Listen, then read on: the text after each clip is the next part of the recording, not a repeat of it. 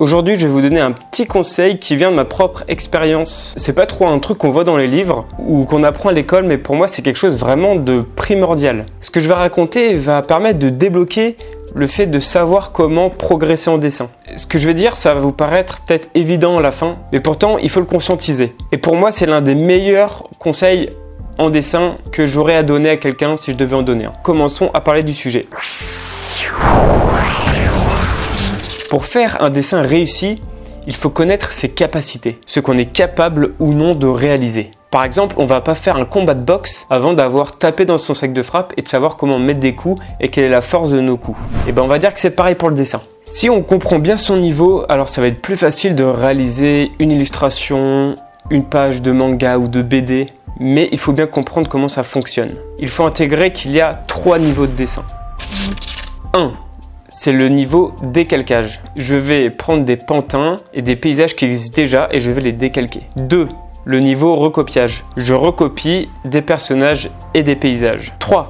Le niveau autonome. Là, je crée mes personnages et mes perspectives moi-même. Je fais tout de tête. Souvent, un dessinateur débutant ne saura faire que du décalcage et un peu de recopiage. Puis, il avancera petit à petit vers l'autonomie de ses dessins, vers le fait de réussir à tout faire lui-même. Mais il faut bien comprendre qu'on ne passe pas de décalquer à tout faire soi-même du jour au lendemain. Et il est vraiment pas obligatoire d'avoir le niveau autonome pour faire soi-même une illustration ou une planche ou un dessin. Pour moi, c'est très important à retenir parce que souvent on se freine parce que on veut tout faire soi-même, alors on va faire des trucs mais du coup qui vont être un peu de faible qualité alors qu'on pourrait céder de certaines choses, ne pas avoir peur de céder parce qu'on a beaucoup peur du plagiat mais souvent c'est mal compris. J'y reviendrai un peu plus tard dans la vidéo mais on peut céder sans forcément plagier, c'est une limite à connaître. Donc si on veut faire un dessin, on a un dessin en tête, il va falloir connaître son niveau de dessin, ce qu'on est capable de faire ou pas soi-même en fonction des 3 niveaux. On peut même noter sur une feuille,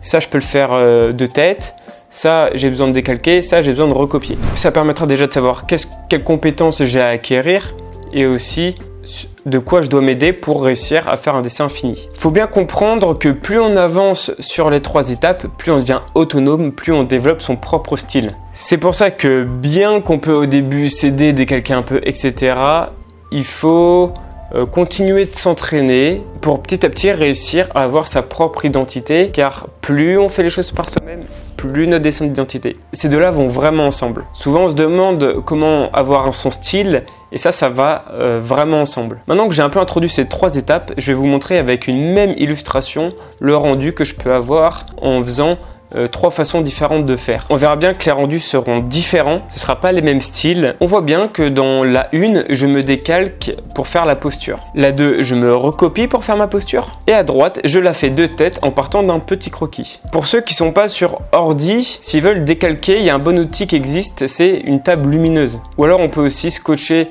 les feuilles sur les fenêtres et utiliser la lumière du jour pour décalquer, avec un scotch repositionnable pour pas déchirer la feuille. Sans oublier le célèbre papier calque. Pour la partie 1 et 2, on peut s'aider de templates. Évidemment, si on veut adapter ça à un style de dessin, il faudra peut-être quand même changer certains trucs, comme le style des cheveux, le style des yeux, etc. Mais encore une fois, si on sait faire que du décalcage, on peut aller chercher des styles d'œil d'autres créateurs, décalquer un peu leurs yeux, les placer et faire en fait ses propres personnages en prenant un petit peu de chaque. Si on mélange un peu de tout, normalement, c'est pas plagié. Voilà pour les parties 1 et 2. Pour le décalcage et le recopiage, faut pas hésiter du coup à s'aider de pantins déjà faits. Utiliser des photos, aller voir des images sur Pinterest, par exemple des postures, s'aider de la 3D, créer des positions sur les IA parce qu'on en fait un peu un diable en ce moment, mais sans forcément faire nos images.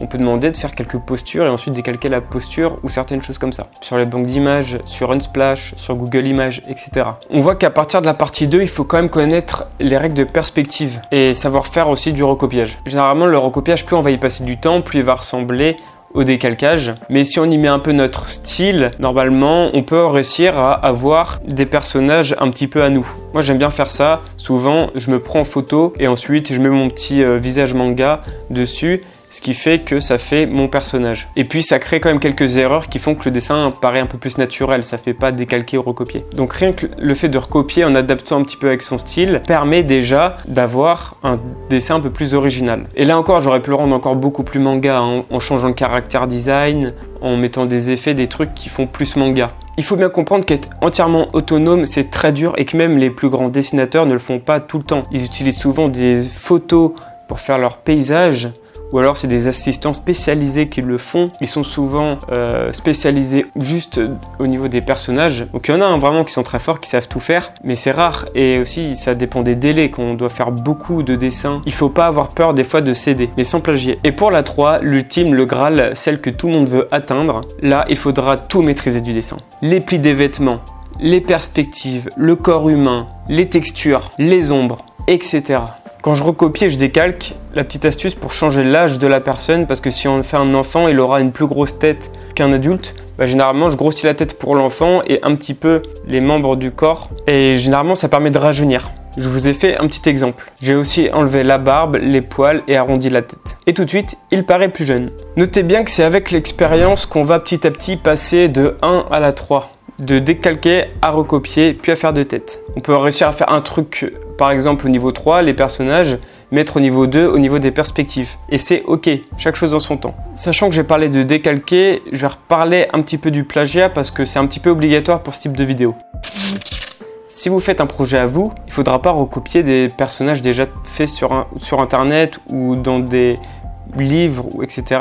Là c'est du vol. Mais déjà vous pouvez utiliser les mannequins, les pantins un peu vides déjà faits. Et comme je l'ai dit plus tôt dans la vidéo, vous pouvez prendre un petit peu de chaque pour recomposer un personnage. Avec ces petites astuces, normalement, quelqu'un de débutant peut réussir à faire un petit peu de qualité quand même. En fait, c'est le but de cette vidéo, c'est de dire que même avec un bas niveau, on peut produire des choses et on peut se faire plaisir. Il faut pas croire, hein. En décalquant on progresse, en recopiant on progresse et petit à petit on peut aller vers le fait de faire soi-même. Et personne n'a réussi à faire quelque chose soi-même du début à la fin. Quelqu'un qui se dit tiens je vais faire un personnage du même niveau que Naruto du jour au lendemain, il n'y arrivera pas. Il faut se le dire. Parce que ça, je remarque souvent qu'il y a un truc autour de ça. Oulala, il recopie. Oulala, c'est un tricheur. Non, il n'y a pas de triche. Les hommes de Cro-Magnon, dans les grottes, au début, les vaches, ils les recopiaient. Ils sont pas mis à faire des licornes. Donc j'insiste sur le fait qu'il n'y a pas de honte à passer par ce genre de niveau. Et qu'on peut quand même être fier de nous en faisant ça.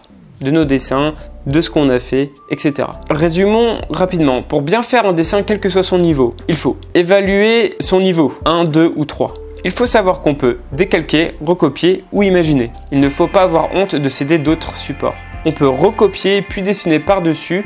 Plus je dessine, plus je saurai faire de tête. Pour tout faire de tête, je dois prendre toutes les dimensions du dessin. Attention, on peut céder, mais pas plagier. Honnêtement, ceux qui me suivent depuis longtemps et qui connaissent à peu près ce que je suis capable de faire, et j'ai pas honte de le dire que je m'aide quand je dessine. Après ça, je vais vous laisser évaluer votre niveau et voir un petit peu ce que vous pouvez produire avec tout ça. J'espère que la vidéo vous a plu. On se dit à la prochaine pour un prochain tuto. Ciao!